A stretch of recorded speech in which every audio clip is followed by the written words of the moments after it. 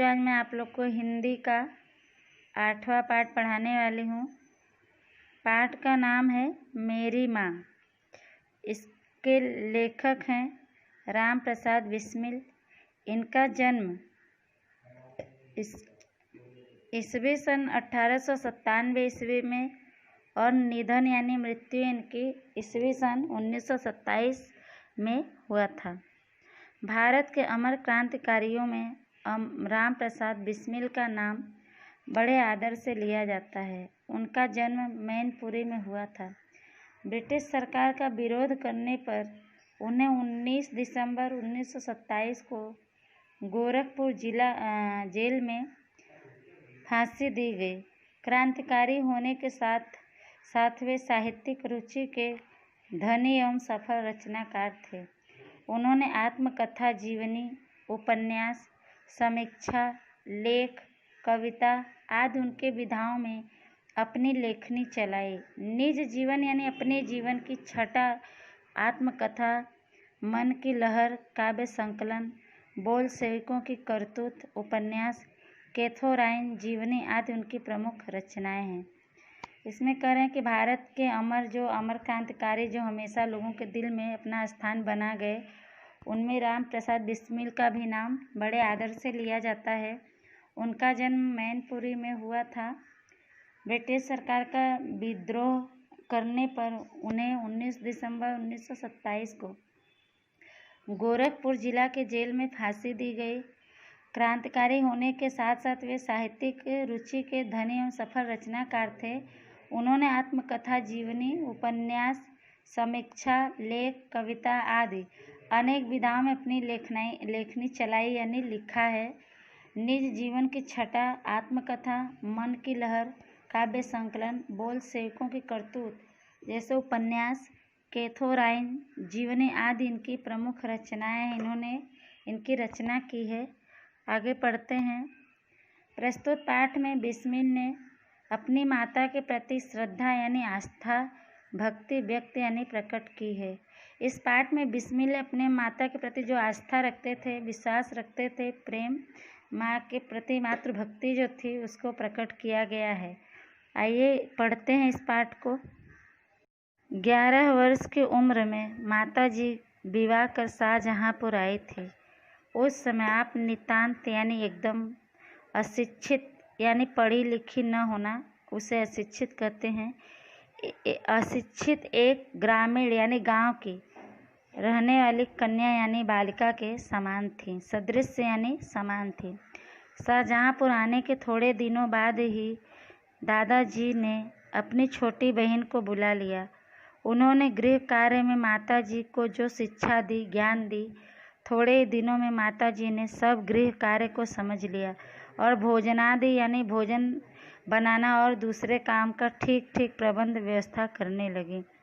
इसमें बता रहे हैं कि जब इनकी माता 11 साल की थी तब उनका विवाह कर दिया गया और विवाह होने के बाद ये शाहजहाँपुर आई।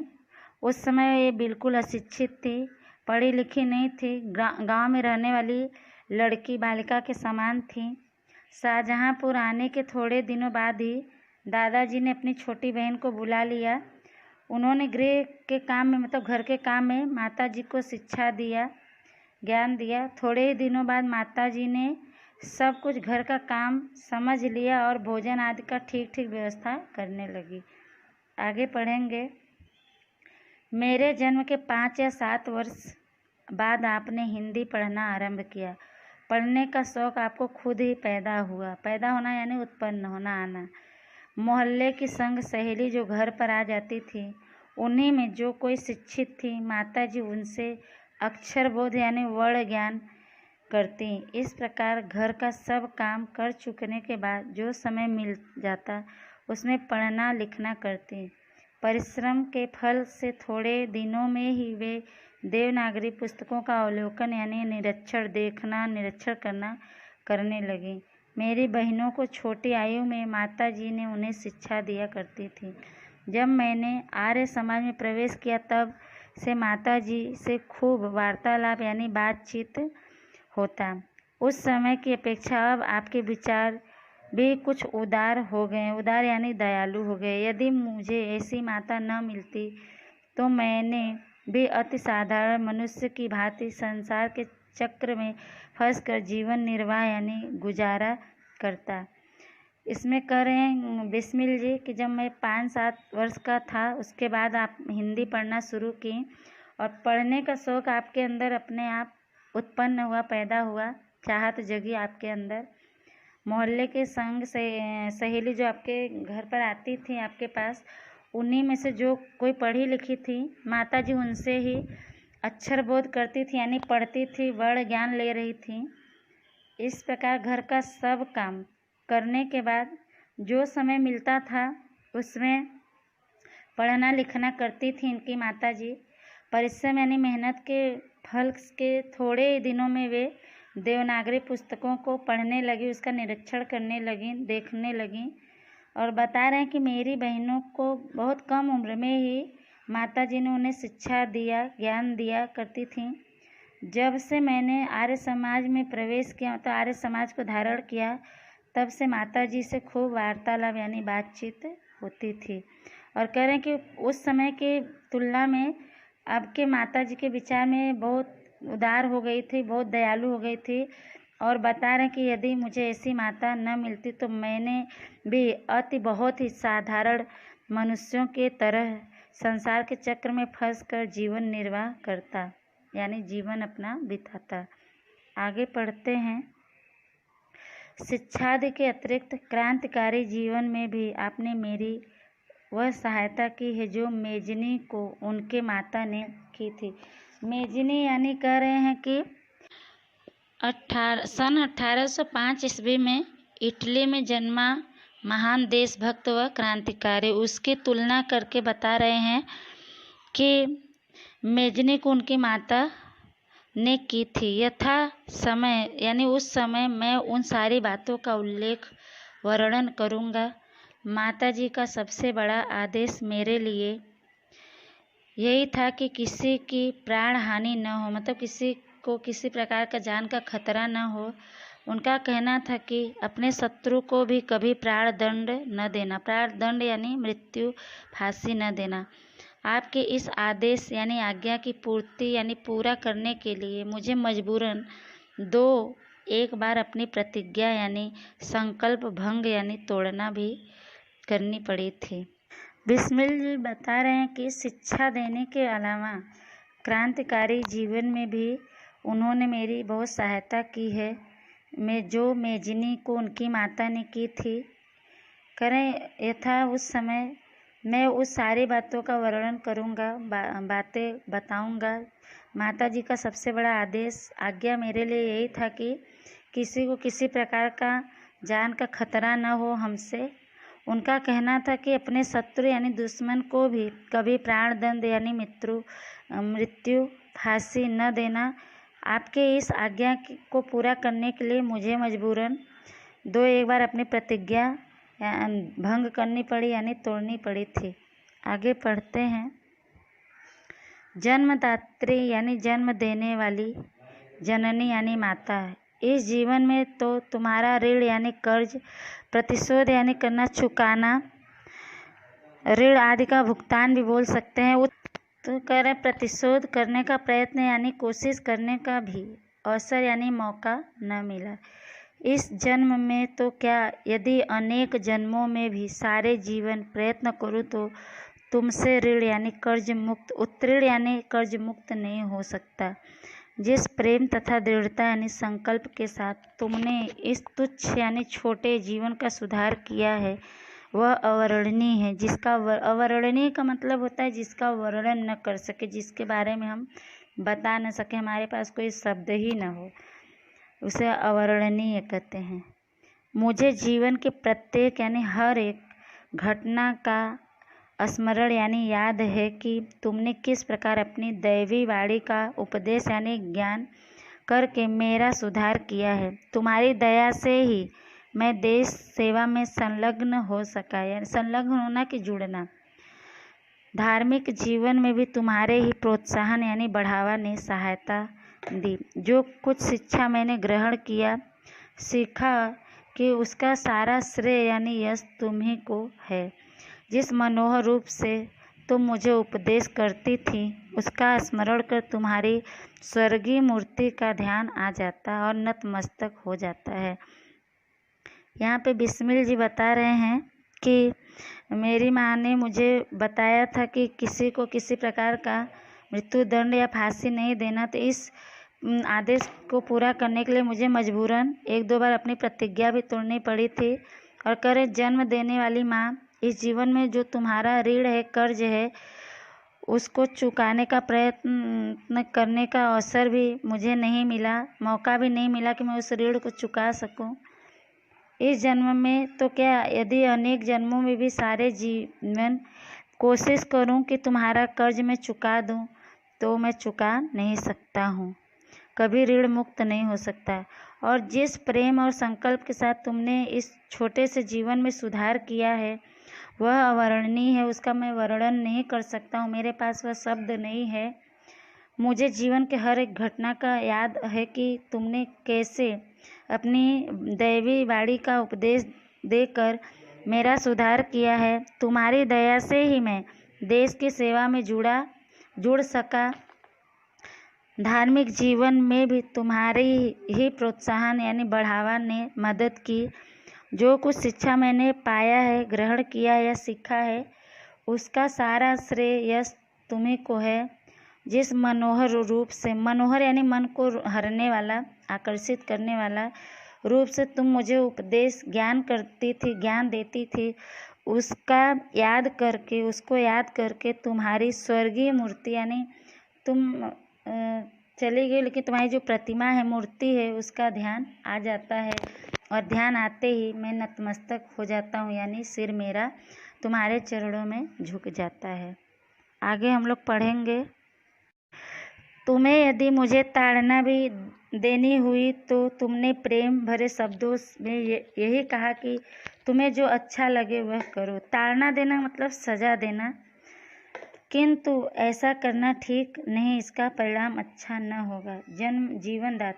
जीवनदात्री यानी जीवन देने वाली, आत्मिक, धार्मिक तथा सामाजिक उन्नति यानी विकास में तुम्हारी मेरी सदैव यानी हमेशा सहायक रहेगी, मदद रहेगी। जन्म जन्मांतर ईश्वर मुझे आप जैसी ही माता दे, यही इच्छा है, यही कामना है। बिस्मिल जी बता रहे हैं कि यदि आपको कभी मुझे डांटना भी हुआ, मुझे आप डांटी भी या सजा देना हुआ, तो आपने बस प्रेम से इतना ही कहा, प्रेम भरे शब्दों में, कि जो तुम्हें अच्छा लगे वह करो, लेकिन ऐसा करना ठीक नहीं है, इसका परिणाम अच्छा नहीं होगा। जीवनदात्री, जीवन देने वाली। करें आत्मिक, धार्मिक तथा सामाजिक विकास में तुम्हारी मेरी सदैव हमेशा सहायक रहेगी, मदद रहेगी। जन्म जन्मांतर तक यानी जितने बार हम जन्म लेंगे, ईश्वर मुझे आप जैसे ही माता दे, यही मेरी इच्छा है, अभिलाषा है, कामना है। आगे पढ़ेंगे। महान से महान संकट में भी तुमने मुझे अधीर न होने दिया। अधीर होना कि मन छोटा करना, धीरज न खोना। सदैव यानी हमेशा अपनी स्नेह भरी यानी प्रेम से भरी वाणी यानी शब्द को सुनाते हुए मुझे सांत्वना यानी ढाढ़स देती रही। तुम्हारी दया की छाया में मैंने अपने जीवन भर में कोई कष्ट यानी तकलीफ न अनुभव किया यानी महसूस नहीं किया। इस संसार में मेरी किसी भी भोग विलास तथा ऐश्वर्य की इच्छा नहीं, केवल एक तृष्णा है, लोभ है। तृष्णा यानी लोभ है। वह यह है कि एक बार श्रद्धापूर्वक तुम्हारे चरणों की सेवा करके अपने जीवन को सफल यानी कामयाब बना लेता, किंतु यह इच्छा पूर्ण नहीं हुई दिखाई देती और तुम्हें मेरी मृत्यु का दुखद संवाद यानी सूचना, कहानी सुनाया जाएगा। माँ, मुझे विश्वास है तुम यह समझकर धैर्य यानी धीरज धारण करोगी कि तुम्हारा पुत्र माताओं की माता भारत माता की सेवा में अपने जीवन को बलि वेदी यानी बलिदान समर्पण कर दिया, कि भेंट कर गया यानी समर्पण कर गया, और उसने तुम्हारे कुल को यानी वंश को कलंकित यानी बदनाम न किया। अपनी प्रतिज्ञा यानी दृढ़ से संकल्प में दृढ़ रहकर, टिके रहकर जब स्वाधीन यानी आज़ाद भारत का इतिहास लिखा जाएगा तो उसके किसी पृष्ठ यानी पेज पर उज्ज्वल यानी साफ अक्षरों में तुम्हारा भी नाम लिखा जाएगा। गुरु गोविंद सिंह जी की धर्मपत्नी ने जब अपने पुत्रों की मृत्यु का संदेश सुना था तो वह बहुत हर्षित और गुरु के नाम पर धर्म रक्षार्थ अपने पुत्रों के बलिदान पर मिठाई बांटी थी। बिस्मिल जी ने लिखा है कि बड़े से बड़े मुश्किल में भी आप मुझे धीरज नहीं खोने दी, मुझे मन छोटा नहीं करने दी, हिम्मत बढ़ाए रखी। हमेशा आप अपने प्रेम भरे शब्दों से सुनाते हुए, वाणी को सुनाते हुए मुझे ढाढ़स बंधाती रहीं, ढाढ़स दिलासा देती रहीं। तुम्हारी दया यानी कृपा की छाया में मैंने अपने जीवन भर में कोई तकलीफ का अनुभव नहीं किया, एहसास नहीं किया। इस संसार में मेरी कोई भोग विलास तथा ऐश्वर्य की इच्छा नहीं है, यानी धन दौलत की, सांसारिक भोग विलास की इच्छा नहीं है। केवल एक लोभ है, लालच है। वह यह है कि एक बार श्रद्धा पूर्वक, आस्था के साथ तुम्हारे चरणों की सेवा करके अपने जीवन को कामयाब बना लेता। लेकिन यह मेरी जो इच्छा है, अभिलाषा है, वो पूरी होती दिखाई नहीं देती है और तुम्हें मेरी मृत्यु का दुखद कहानी सुनाया जाएगा। मुझे विश्वास है, यकीन है, तुम यह समझ कर धीरज धारण करोगी, मन में शांति रखोगी कि तुम्हारा पुत्र माताओं की माता, भारत माता की सेवा में अपने जीवन को बलिदान दे दिया, अपने आप को समर्पित कर दिया और उसने तुम्हारे वंश को बदनाम नहीं किया। अपनी प्रतिज्ञा में दृढ़ रहकर वह स्वाधीन यानी आज़ाद भारत का इतिहास जब लिखा जाएगा तो उसके किसी पृष्ठ यानी पेज पर साफ अक्षरों में तुम्हारा भी नाम लिखा जाएगा। गुरु गोविंद सिंह कह रहे हैं कि गुरु गोविंद सिंह जी की धर्मपत्नी ने जब अपने पुत्रों की मृत्यु का संदेश सुना था तो वह बहुत हर्षित यानी खुशी हुई और गुरु के नाम पर धर्म रक्षा यानी धर्म की रक्षा करने वाले अपने पुत्रों के बलिदान पर मिठाई बांटी थी। आगे पढ़ेंगे। जन्मदात्री वर दो कि अंतिम समय भी मेरा हृदय किसी प्रकार विचलित यानी अस्थिर न हो और तुम्हारे चरण कमलों को प्रणाम कर मैं परमात्मा का स्मरण करता हुआ शरीर त्याग करूं। और बिस्मिल जी कहते हैं कि हे जन्मदात्री, हे माता, जन्म देने वाली माँ, ऐसा वरदान दो कि अंतिम समय भी मेरा हृदय किसी तरह से विचलित न हो, अस्थिर न हो। तुम्हारे चरण कमलों को प्रणाम कर मैं भगवान को याद करता हुआ अपने शरीर का त्याग करूं। बच्चों, यह पाठ आपका समाप्त होता है। इसको आप लोग अच्छे से सुनिएगा 1 से 2 बार। और इसमें जो शब्दार्थ दिया गया है, मुहावरे, वो भी नोट में आप लोग को लिखना है। जिनके पास स्वाध्याय है वो स्वाध्याय में लिखेंगे, लेकिन जिनके पास स्वाध्याय नहीं है अगर, तो जो प्रश्न उत्तर आप लोग को दिया जाता है और ये शब्दार्थ मुहावरे नोटबुक में लिखना है, क्योंकि जब स्कूल खुलेगा तो आप लोग का ये नोटबुक चेक होगा। ठीक है, तो आप लोग लेसन बच्चों पूरा करिएगा। निबंध के लिए अलग से नोट बनाना है, आप लोग को पता ही है। इस पाठ को आप लोग ध्यान से सुन लीजिएगा। ठीक है, तब तक के लिए धन्यवाद।